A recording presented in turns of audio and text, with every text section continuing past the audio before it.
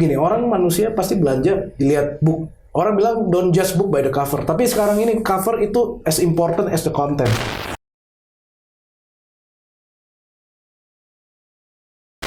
Hey guys, 2023 bentar lagi datang nih. Dan saya kebetulan ngajak di Ferdinand di interview khusus buat kita tahu sebenarnya 2023 itu kayak gimana sih? Beneran resesi nggak sih? Atau memang sebetulnya itu sebuah opportunity? Nah, sebelumnya saya mau memperkenalkan siapa nih Bro di Ferdinand. Dia adalah seorang digital specialist. Ngerti banget, paham banget tentang digital. Dan buat saya seseorang yang otaknya goyang banget. So welcome Bodi. Otak goyang, waduh ini berarti koplat ya. Menarik nih Coach, menarik nih. Ngeri banget sih topiknya Coach. Kenapa sih 2023 banyak yang ngomong apa Coach? Banyak yang ngomong resesi, suram, gelap, dan bahkan Jokowi pun beberapa kali mengatakan itu ya. Ya kalau menurut gue sih balik lagi ke kitanya sih. Artinya kalau lo mau makan itu resesi ya bagus emang kita prepare. Ya dong, prepare. Siap-siap ya. Tapi hari ini pun kita udah harus prepare kan. Karena kita belajar dari kejadian COVID gitu kan. Nggak ada yang tahu kapan terjadi gitu. Jadi mungkin 2023 bisa jalan lebih cepat, jalan lebih lambat. Anything possible Coach. Kita nggak tahu. Iya, karena COVID aja yang merubah tatanan semua masyarakat di dunia gitu kan. Jadi kalau menurut gua, everybody must prepare, mesti punya new skill. Mesti ngembangin diri jauh lebih baik. Jangan males, ya kan? Reinvent yourself. Reinvent yourself. Ya, itu yang saya temuin Coach, kata-katanya. Artinya nemuin diri lo lagi yang mungkin dulu lo ada seorang pekerja kantoran. Lo punya second avatar. Lo jadi seorang pekerja freelance. It's fine. Jangan merasa malu gitu kan. Gak usah malu ya. Gak usah malu. Lo yang lebih malu kalau lo minta-minta, lo ngutang gitu nggak bayar, itu lebih malu Coach. Ya, tapi kan? kalau mengenai respon lo bahwa 2023 itu bakal resesi, bahkan kita punya presiden aja ngomong seperti itu, gimana tuh Bro? Maksudnya ekonomi secara general, apalagi apakah semua harus go digital atau apa yang harus mereka lakukan? Menurut gue semua orang harus prepare for the worst. Itu mau go digital nggak go digital itu tergantung dari metode bisnisnya atau dia mungkin berkarir, dia mungkin nggak harus go digital kan, dia mungkin ada di industri yang ya misalnya di pabrik dia kan nggak mungkin go digital ya, tapi dia mungkin punya skill baru yang mungkin jadi content creator. Nggak harus kayak kita juga diskusi yang lebih topik berbisnis, finance, mungkin dia bisa living his passion, misalnya ngebahas tentang film-film yang dia suka dan menjadiin second line-nya dia. Karena menurut gue hari ini kita semua lagi diuji gitu kemampuan manusia untuk bertahan dan berkreativitas, dan di sini timing paling indah menurut gue. Timing paling indah. Paling indah karena manusia pada dasarnya kan pencipta Coach. Kita mau reproduksi kan mencipta, ya kan? Dan salah satu bentuknya ya kalau lo tahu nih contohnya di tongkat Raja Mesir. Dia ada scepter kan. Itu kan sebenarnya energi seksual dia yang untuk menciptakan itu dipakai untuk jadi kreatif. Makanya dibilang seorang farao atau seorang pemimpin Mesir itu luar biasa, punya visinya, bisa mengembangkan bangunan-bangunan yang keren gitu. Luar biasa. Itu semua ada reasonnya karena memang kita adalah makhluk pencipta. Kita makanya bisa ciptain inovasi ya, ada desain ini, ada ruangan seperti ini. We are all creator. Dan jadi menurut saya kita balik lagi ke esensi manusia. We are creator. Esensi manusia bahwa kita itu pencipta. Betul, pencipta. Kita menciptakan iklim yang baik, kedamaian, kita menciptakan produk karya yang bisa dinikmatin. Kita bahkan menciptakan hal-hal yang orang anggap gila, ya kan? Ada namanya the unnecessary invention. Gue suka follow itu lucu banget. Apa ya istilahnya, penemuan-penemuan yang nggak penting, tapi ya boleh lah kepake gitu. Bisa kepake ya. Bisa kepake. Banyak orang yang masih penasaran pengen beli, ya kan? Jadi kalau dibilang resesi, menurut gue resesi itu ada di pikiran dan mental. Mau siapapun yang bilang itu, selama kita bilang bahwa kita punya semesta, punya Tuhan yang luar biasa kaya, gue rasa nggak ada kekurangan sih. Emang gak gampang hidupinnya, bukan cuma soal ngomong, tapi ya kita sendiri harus yakin gitu. Gue yakin banyak banget teman-teman yang merasa, gue kayaknya gak bakal keluar nih di zaman kemarin COVID gitu ya. Ternyata hari ini lo ada di mana gitu. Mungkin lo punya new skill, lo punya new pergaulan, punya new knowledge. Kita masih selamat juga hidup. Masih selamat. You're here, ya kan? Kita pernah ngomongin ini. Kita pernah 2019 we met. Kita pernah bikin episode bareng. Betul. Dan ternyata it's not as worse as we think. Everybody survive. Hebatnya manusia tuh itu, coach. Kita selalu nemuin cara untuk kita mengatasi segala hal yang memusnahkan manusia gitu kan. Makanya film-film Hollywood itu senang banget ceritain tentang end times. Bener tuh, Iya kan? bener. Ya kenapa? Karena dia nunjukin manusia mau diapain juga. Mau ada gempa bumi, mau ada kebakaran, ada alien dateng. We defeat them. Biarpun maybe at last minute humanity is at its risk kan. Ya, jadi sebenarnya balik lagi kita harus punya harapan itu. Dan gimana caranya? Menurut gue ya banyak cara, coach. Banyak ya? Banyak. Oke, so guys, manusia sebagai pencipta kita itu punya kuasa sebetulnya. Mau menciptakan keberlimpahan Setuju. bisa, Setuju. mau menciptakan resesi juga kita bisa.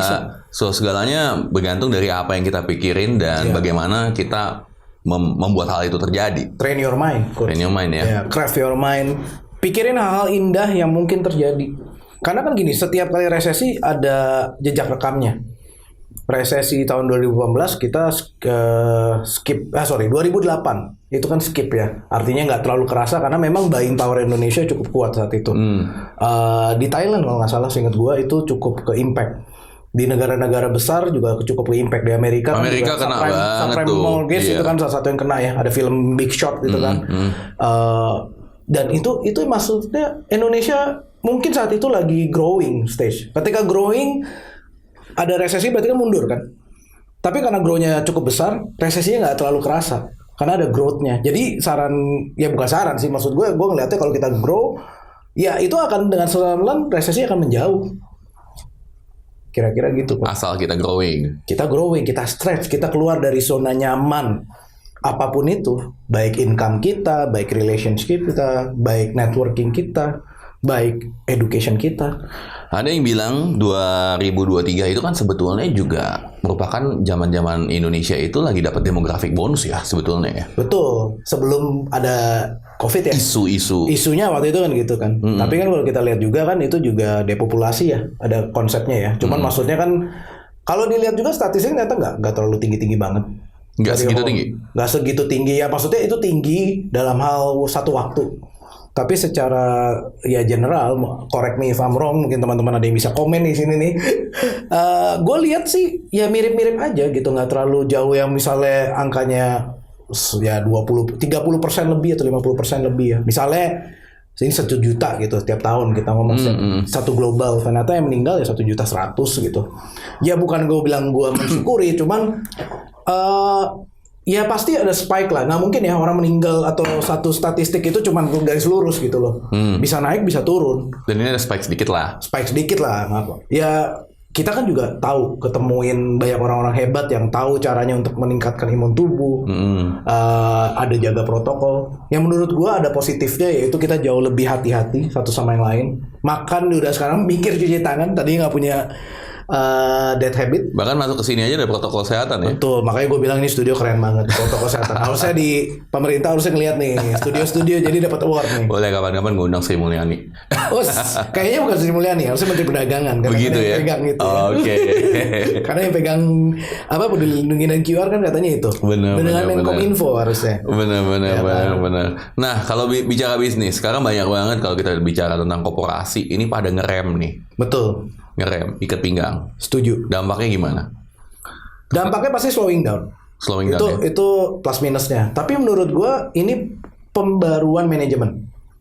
Manajemen harus lebih lean, harus bisa ngukur metrik. Artinya metrik itu dari sisi kinerja, produktivitas, dari sisi output. Mungkin orang yang dulunya di posisi mana, kalau ditempatin di divisi lain, jauh mungkin bisa berkembang karena memang udah kapasitasnya. Dan kita lihat kan sekarang ini orang punya new skill, bisa kerja dari rumah. Bisa banget. Bisa banget. Dan mungkin output di rumah bisa dibandingin dengan output di kantor. Itu harus disiapin. Karena kalau dapat output di rumah lebih baik, maybe this person is right from home. Maybe ya. Maybe. Jadi nggak semuanya ya. Gue nggak generalisasi gitu. Tapi harus ada matriknya aja jelas. Harus ada cara mengukurnya. Harus diukur guys. Harus diukur. Iya. Gitu ya. Sama kayak anak kecil kan. Kita tahu dia tinggi, harus diukur. Bener. Gitu. Apalagi uang di dompet. Betul. Uang dompet sama angka di bank. Di bank. Ya, 2 buku yang meresahkan. Harus diukur ya. Jangan sampai bocor. Betul. Itu coach. So kalau lu bicara tentang digital, Ya, digital ekonomi, ya. apa yang lu lihat di tahun 2023 ini? Gue yakin AI lebih banyak sekarang. AI, Ya. AI bahkan sekarang udah nembus namanya creativity kan. artificial intelligence. Artificial intelligence atau kecerdasan buatan. Oke. Ya. Jadi kita nggak ngomong cuma dari sisi produktivitas, Google Assistant, bahkan sekarang pun yang harus siap-siap itu dunia kreatif. Dunia kreatif.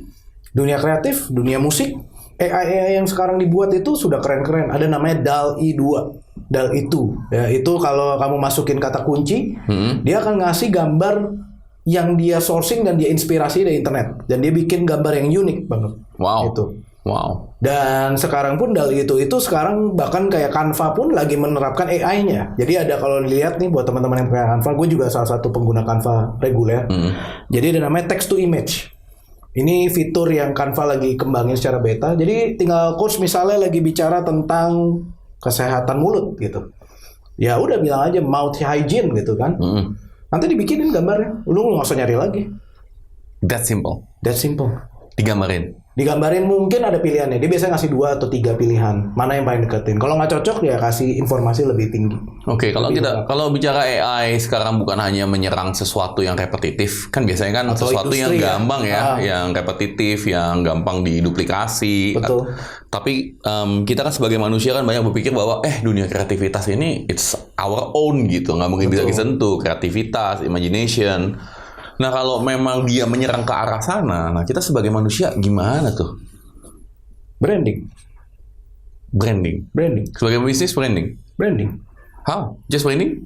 Karena gini, personal branding itu kan orang beli karena people build that emotion with the brand.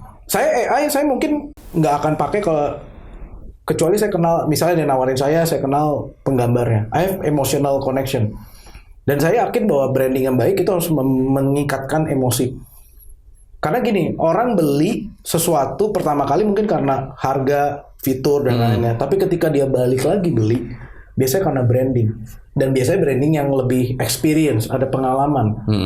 Dan itu yang mungkin hari-hari ini perusahaan harus rediscover atau discovery lagi brandingnya seperti apa yang ada di kacamata customer. Baik itu secara online, kita baru dengar nih kemarin KFC 14022-nya baru tutup. 14022-nya baru tutup. Karena memang divisi itu nggak tahu kenapa. Menarik. Ya, jadi udah lama banget sebetulnya divisi itu kan. Udah baru tutup, berarti kan aneh kan yang dimana kok tiba-tiba tutup. Mungkin karena banyaknya ojek online yang sudah menjawab kebutuhan dan mungkin armadanya nggak efektif, perlu cut cost, ya kan. Dan banyak sekali yang terjadi sekarang. Bahkan sekarang ada namanya quick commerce. Ada social commerce, 2 hal yang bakal growing, quick commerce sama social commerce. Quick commerce. Ya, quick commerce tuh artinya saya pesan hari ini, Coach Yudi sama saya lagi cari misalnya kopi yang enak, ya bubuk kopi yang enak. Kita kalau mau ke mall kan kita capek, parkir, waktunya lama. Ya kan? Betul. Quick commerce Anda pesan dari aplikasi, kemudian dia langsung 20-30 menit nyampe di rumah. Harganya pun cukup bersaing, bahkan banyak promo karena masih baru. Jadi bukan lagi kayak kita belanja di marketplace yang nunggu 2-3 hari. Sekarang ada quick commerce. Similar kayak same day atau instan ya berarti ya? Bahkan lebih cepat, Coach. Karena same day atau instan butuh 3-6 jam. Ini yang pengalaman saya ketika saya pas lebaran kemarin baru ngelihat quick commerce, saya experience sendiri kan. Itu kenceng banget, Coach. 15 menit. Jadi segala sesuatu dibuat lebih lean, lebih cepat, lebih faster efisien. and better. Ya. So, kebetulan saya salah satu pengagum Om Andri Wongso, dia bilang salah satu manusia bisa lebih atau bisnis lebih bersaing adalah be faster, be better, which is true. Ya kan, kalau Anda bisa dapat barangnya hari ini, ngapain harus besok? Mungkin bayar sedikit lebih mahal, tapi kan sekarang juga banyak promo. Rajin-rajin follow IG-nya, rajin-rajin lihat story gitu ya. Dan ini artinya apa? State of marketing gak cuma di marketplace, marketing evolve. Ya karena marketing ini eksperimen. Banyak orang mikir marketing itu ngebawa sales, not really sih. Sebenarnya testing an idea work atau enggak untuk drive apa? Sales. Menarik. Ya kan banyak orang mikir marketing is just a gimmick, is a campaign. No, it's actually a testing. Dan gue nemuin itu testing. Everything is testing. So, jadi kalau buat Anda yang masih bingung gitu kok kayaknya marketingnya nggak jalan, mungkin Anda belum ngetes cukup banyak ya? Atau nggak ada datanya? Ya itu ada datanya. Kedua mungkin emang industrinya lagi downtrend, udah nggak relevan. Contoh, Anda hari ini mengharapkan penjualan besar dari masker gitu, it doesn't work. Nggak bisa ya? Karena udah saturated, marketnya udah sangat, semua juga bisa jualan, semua punya best deal. Yang bisa ya mungkin punya uniqueness, harga lebih mahal, punya karakter atau lainnya. Itu kan downtrend. Harus punya brand lah. Harus punya brand, harus punya inovasi. Dan yang sekarang saya lihat di market, in 3 months, Anda harus punya inovasi baru. 3 bulan lagi? Itu PR-nya. Dalam setiap 3 bulan? Setiap 3 bulan. Wah. Dulu saya pikir 3 bulan itu sebelum COVID itu adalah owner, learn new skill. 3 months. Ternyata, you need to be faster than that. Karena dunia bekerja di dalam exponential rate, coach. Exponential. They won't wait, itu. Mereka nggak bakal nunggu untuk Anda ya? Ya dia nggak ngutang juga sama kita kan, dan kita juga nggak bisa bilang oh ya dunia harus nunggu dong, gue belum siap gitu, nggak bisa kan. No mercy gitu, kalau orang-orang nggak siap ya mau gimana gitu. Nah pertanyaannya kalau umpamanya orang-orang yang UKM gitu, dalam arti kata ya masih belum banyak banget tersentuh secara digital, mungkin nggak sih mereka bisa ngikutin tren atau mereka berserah aja udah? Menurut gue jangan berserah, harus put effort, harus test and trial. Tapi balik lagi, kalau belum cukup ilmu, belajar ilmunya. Atau ikut seminar, ikut mentorship, ikut workshop. Belajar dari orang-orang yang pernah membangun pola sukses. Itu satu. Kedua, ya banyak-banyakin main sama komunitasnya. Artinya denger dengan cerita-cerita itu kan dapat insight, feedback ya, coach. Banyak orang yang berkata, oh gue nggak gaul, gue introvert. Itu buat introvert atau extrovert. Itu adalah gedein network tuh nggak pernah salah. Nggak pernah salah, benar. Nggak pernah salah. Benar. Kedua, lu nggak pernah tahu itu network mau bawa lu kenalin siapa gitu. Dan saya yakin banget ketika kamu sebagai UKM, menurut saya UKM itu statement saya nggak suka kata UKM sebenarnya, coach. Kenapa? Karena usaha doang, usaha kecil mandiri, nggak jadi bisnis. Saya lebih suka kata BKM, bisnis kecil mandiri. Saya lebih suka BKM, bisnis. Karena jadi bisnis. Kalau usaha, ya usahanya kecil mandiri belum tentu hasil kan. Tapi kalau bisnis, is an ecosystem, is a life cycle. Makanya saya kalau boleh dibilang misalnya mengajukan pergantian nama program, menurut saya ganti jadi BKM, bisnis kecil mandiri. Sehingga bahkan nggak bisa bisnis kecil mandiri miliatan. Bisnis kecil mandiri, swadaya swadaya gitu ya. Jadi bisa berdiri sendiri, self sustain, dan juga bisa membantu dan mentoring orang lain. Kolaborasi penting nih, coach. Kolaborasi ya. At this time kita mau belajar suatu skill butuh waktu, butuh 10,000 hours. It still works the same. Lo mau grow anak, nggak mungkin lo nyuruh dia besok jadi umur 10 tahun. Butuh proses. Butuh waktu. Ya, jadi paling benar adalah mencari, bukan paling benar, paling cepat atau paling memungkinkan adalah kita belajar atau berpartner atau berkolaborasi dengan orang-orang yang terbaik di bidangnya. Nggak harus yang paling baik dan ini, tapi setidaknya dia lebih tahu dari kita. Punya jam terbang lebih lama. Karena belum tentu di daerah kamu ketemu orangnya kan. Tapi bisa aja ngikut vlognya, ngikut ya kayak ngobrol kayak Coach Yudi gitu, banyak banget ngasih inspirasi, ngasih bisnis, belajar gitu, hal kecil. Dan hari ini siapa yang kita dengar tuh penting. Penting banget Karena banyak banget noise, banyak banget kebisingan-kebisingan yang dibuat orang hanya untuk attention. Mau berapa banyak attention? Kita kalau udah itu ada attention deficit disorder kan. Jadi milih yang bener deh kalau mau dengerin podcast, cari yang positif. Jangan cari sesuatu yang nakut-nakutin diri sendiri. Betul, dan kayak misalnya kita mau bisnis makanan nih, Coach. Banyak orang bisnis makanan dia melenceng kemana-mana. Betul. Karena dia nggak nyari kontennya yang tentang makanan. Nggak salah, nggak ada yang salah. Cuman lo jadi nggak fokus, nggak lebih cepat memperoleh. Jadi kalau di saya sifatnya adalah setiap hari jangan langsung duduk ngerjain sesuatu.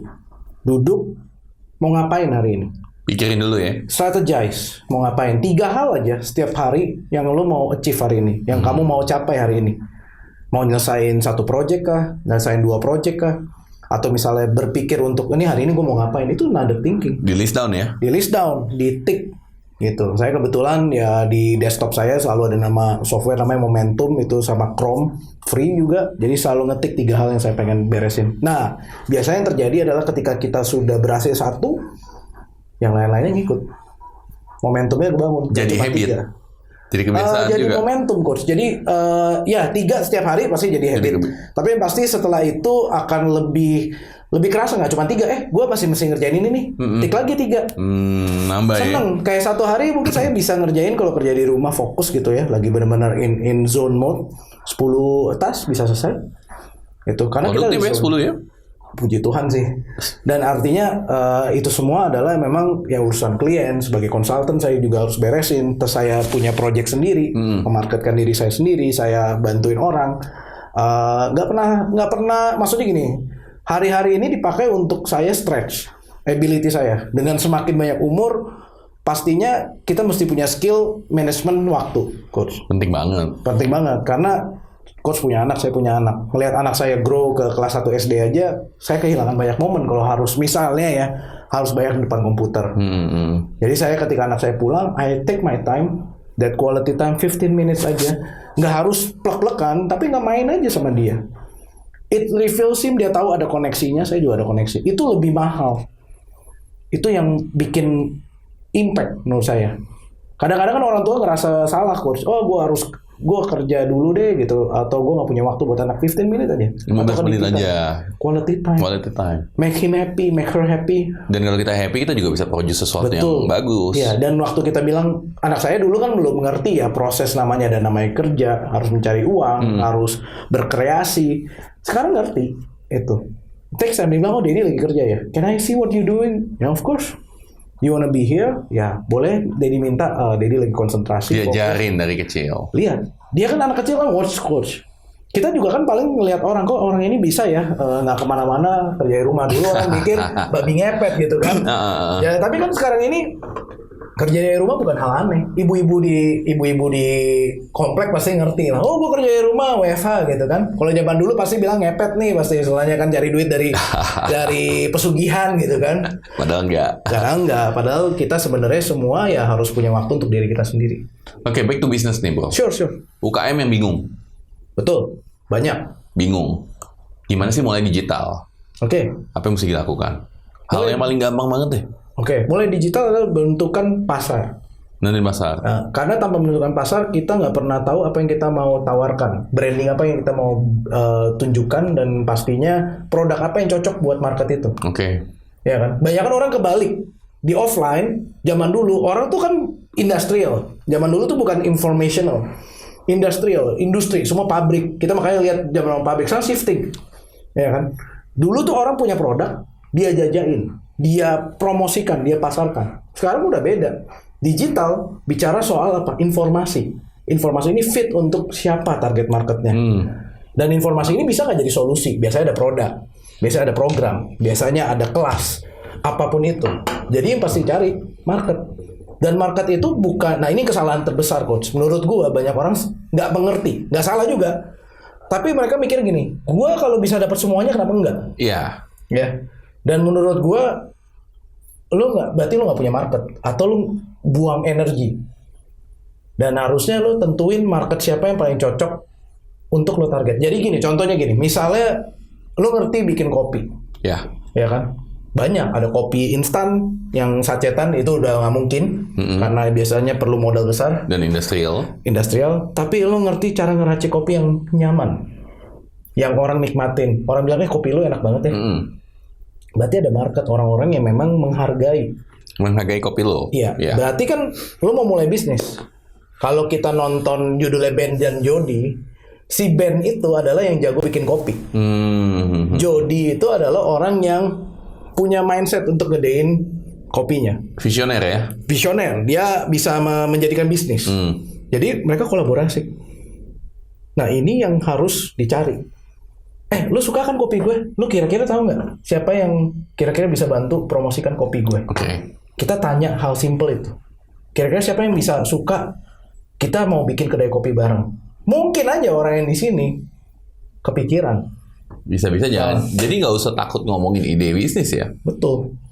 Tapi pastinya ketika bicara kita nyari partner bisnis, mendingan minimum tahu tentang bisnisnya. Tahu bagaimana bawa duit ke dalam kantong kita dong. Nah, itu yang banyak orang pikir, oh yang penting gue buat aja. Dan kita tahu harusnya profit margin.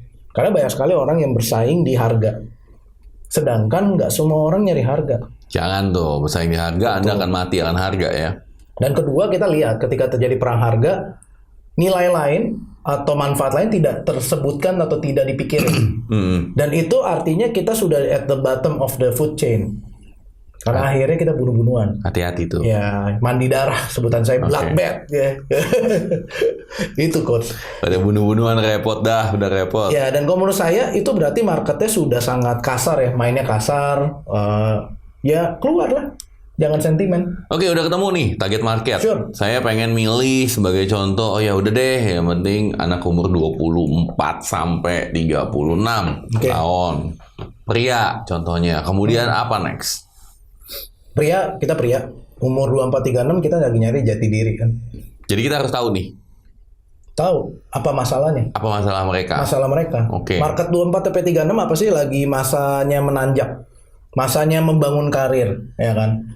Dia perlu apa? Perlu cari skill yang membuat dia mendapatkan pengakuan. Laki-laki suka diakuin, ya nggak sih? Diakuin orang paling ganteng, diakuin orang paling pintar. Jadi lihat emosinya ya. Emosinya. Kita harus tahu perilakunya. 24-36 suka apa? Suka dipandang orang hebat. Atau menjadi jago di satu bidang. Temuin itu. Saya nggak bisa berkata untuk semua karena algoritmanya atau kombinasinya terlalu banyak. Tapi bayangin ketika Anda tahu Anda punya skill yang mungkin dari kecil Anda belajar pencaksilat. Indonesia sebenarnya banyak orang-orang hebat. Tapi Anda nggak pernah cerita. Nggak ada yang tahu. Harus diceritain ya? Harus diceritain. Seorang Iko Uwais yang dulunya adalah seorang supir ditemukan. Karena dia juga punya skill. Yang dia akhirnya bertemu seorang visioner, filmmaker. Bisa ketemu. Sekarang dia di mana? Dia di panggung Hollywood. Keren banget. Iya, kalau dia nggak memberanikan diri, nggak akan ada di situ.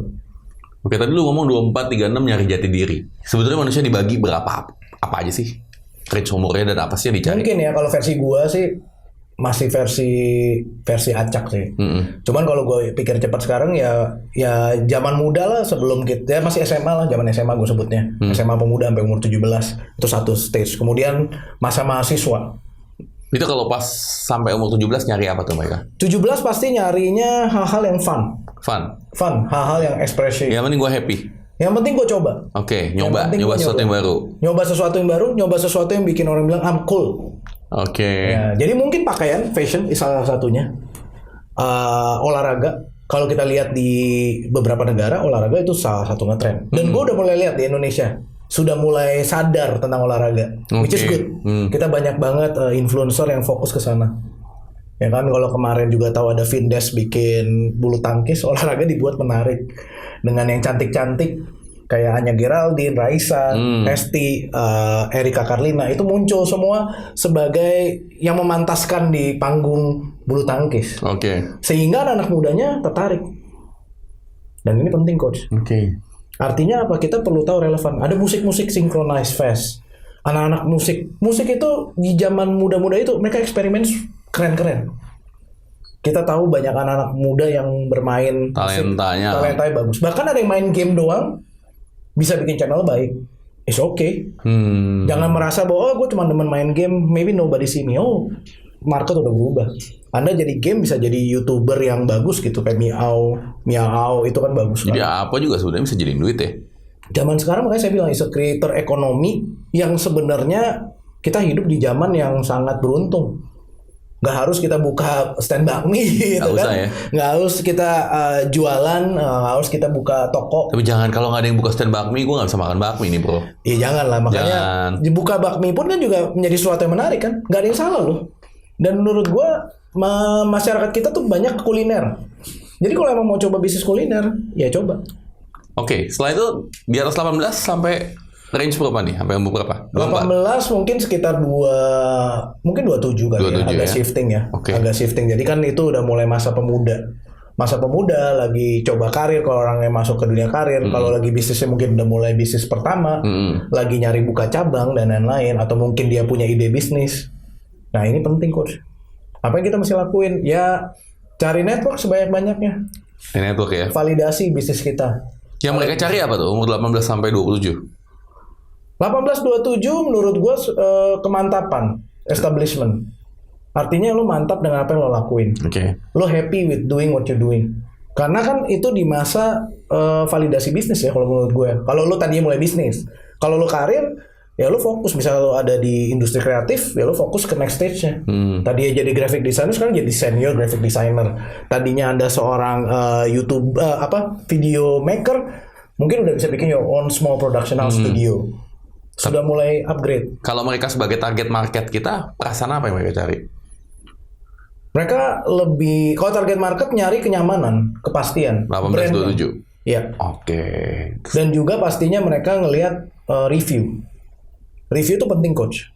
Review pengakuan dari orang lain terhadap bisnis kayak dia gitu kan. Itu penting banget. Banyak orang menganggap review testimonial itu buatan, padahal menurut gua itu salah satu tools paling gampang. Gampang banget untuk Dan relevan. Masih sangat relevan. Lu nggak akan beli suatu barang kalau nggak ada yang testimoni. Makanya lu bikin testimoni masih di semua aplikasi kan. kadang banyak yang iseng-iseng bikin testimoni malah. Iya, tapi at least kalau ada testimoni kita jauh lebih yakin kan. Betul. Lucunya gitu, ada orang yang ngomongin biarpun itu jelek atau bagus, ada hal positifnya aja selalu. Jadi jelek atau bagus selalu ada hal positifnya ya. Betul. Di atas 27 sampai range usia berapa nih? 27 sampai mungkin 35, ya 8 tahun ya, nggak tahu jauh lah, 27, 37 atau 40 ya. Apa yang mereka cari? 27 sampai 40. Growth pastinya. Perkembangan. Perasaan apa yang mereka cari? Biasanya gue lihat mereka lebih nyari sesuatu yang bikin mereka berkembang atau multiply. Jadi artinya mungkin mereka udah mulai masuk investment, udah mulai tuh mikirin investment, udah mulai mikirin beli your first home atau berkembang lah. Berkembang, udah mulai bisa ngidupin yang tadi mungkin kerja sendiri, punya tim.